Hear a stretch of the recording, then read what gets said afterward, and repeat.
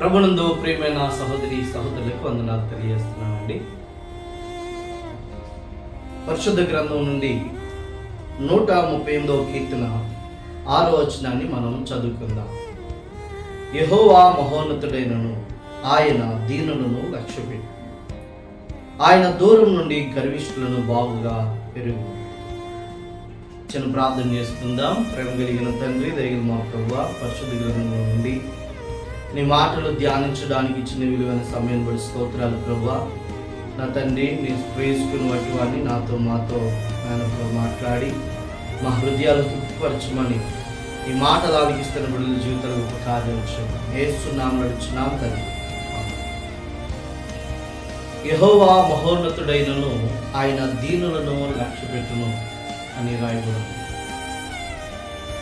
యెహోవా మహోన్నతుడైన, ఆయన మహోన్నతమైన స్థలంలో నివసించినప్పటికీ దేవాతి దేవుడు దీనులను లక్ష్యపెట్టువాడి ఉన్నాడు.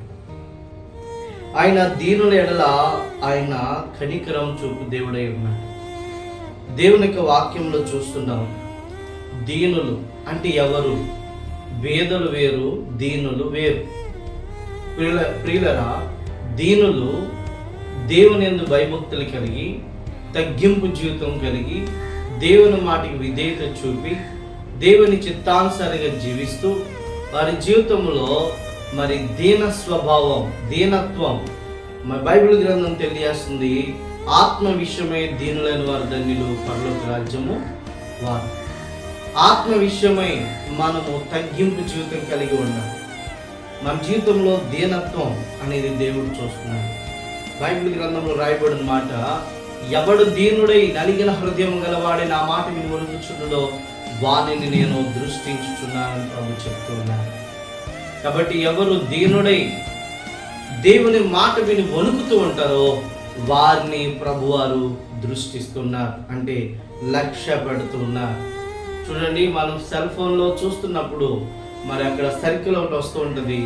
ఆ సర్కిల్లో ఫోటో తీద్దామన్నప్పటికీ మరి ఖచ్చితంగా ఆ సర్కిల్లో ఎక్కడైతే ఉందో ఆ ప్రాంతంలో మరి ఫోటో పడుతూ ఉంటుంది. కాబట్టి ఫోకస్ అనేది దేవుడు మన ఎడల ఉంచాలి అంటే, ఒక స్పెషల్ ఫోకస్ మనపై దేవుడు ఉంచాలంటే, మన జీవితాల్లో మనం కలిగి ఉండవలసింది తగ్గింపు జీవితం. ఈరోజు చాలా మంది కుటుంబాల్లో తగ్గింపు లేదు. చాలా మంది జీవితాల్లో హెచ్చించుకుంటూ ఉన్నారు. బైబిల్ గ్రంథం తెలియజేస్తుంది, యెహోవా మహోన్నతుడైనను, ఆయన దీనులను లక్ష్యపెట్టును. బైబిల్ గ్రంథంలో దేవుడు కొంతమంది భక్తుల్ని ఎన్నుకుంటూ వచ్చారు, ఆయన రక్షించుకుంటూ వచ్చారు, కాపాడుకుంటూ వచ్చారు. ఇలా అందులో మనం వ్యక్తిని చూడగలిగితే, ఒక ఇంట్లో చాలా మంది అన్నదమ్ములు ఉన్నారు. అయితే 80 అన్నదమ్ముల్లో ఆఖరి వ్యక్తిని ప్రభు ఎన్నిక చేసుకున్నట్టుగా మనం చూస్తున్నాం. అతని పేరు దావీదు గారు. అతడు గొర్రెల కాపరి.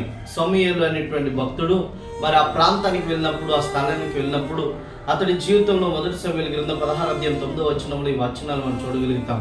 7వ వచనంలో మనం చూస్తే, నేను కోరుకున్నవాడు ఇతనే అన్నారు. ఈ రోజున ప్రియ దేవుని బిడ్డ, ఆయన నిన్ను కోరుకున్నాడు, అందుకే నీకు ఆయన గొప్ప రక్షణ ఇచ్చాడు. నీ ద్వారా నీ కుటుంబానికి దీవెన, ఆశీర్వాదం, నీ ద్వారా నీ గ్రామానికి రక్షణ, నీ ద్వారా అనేక మందికి క్షేమము కలగ చేయడానికి దేవుడు నిన్ను మొదటిగా ఎన్నుకుంటూ వచ్చాడు. కాబట్టి ఆయన నిన్ను లక్ష్య పెట్టి ఉన్నాడు.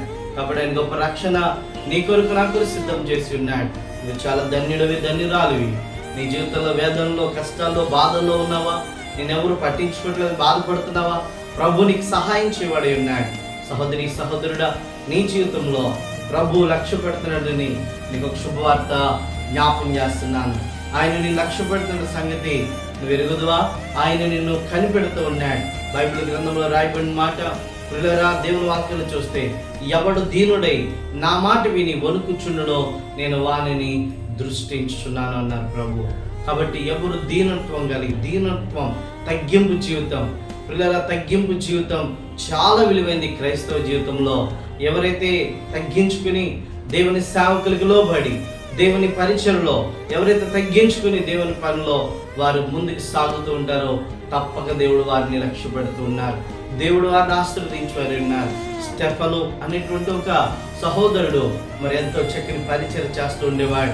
తగ్గించుకుని వారి జీవితాన్ని సమర్పించుకుని ప్రభువుకు సాక్షులుగా ఉన్నారు. ప్రభువును ప్రకటించడానికి అతన్ని ఒక యోధుడిగా, ప్రపంచమంతా కూడా స్టెఫన్ వైపు చూసేవారిగా ప్రభు చేశారు. ఎందుకో తెలుసా అండి, దేవుడు అందరినీ ప్రేమిస్తున్నారు. అందులో ప్రాముఖ్యంగా ఆయన లక్ష్య పెట్టిన వారి ఎడల ఆయన ప్రణాళిక ఎంతో గొప్పది. దేవుడు మిమ్మల్ని దీవించుగాక. ఆమేన్.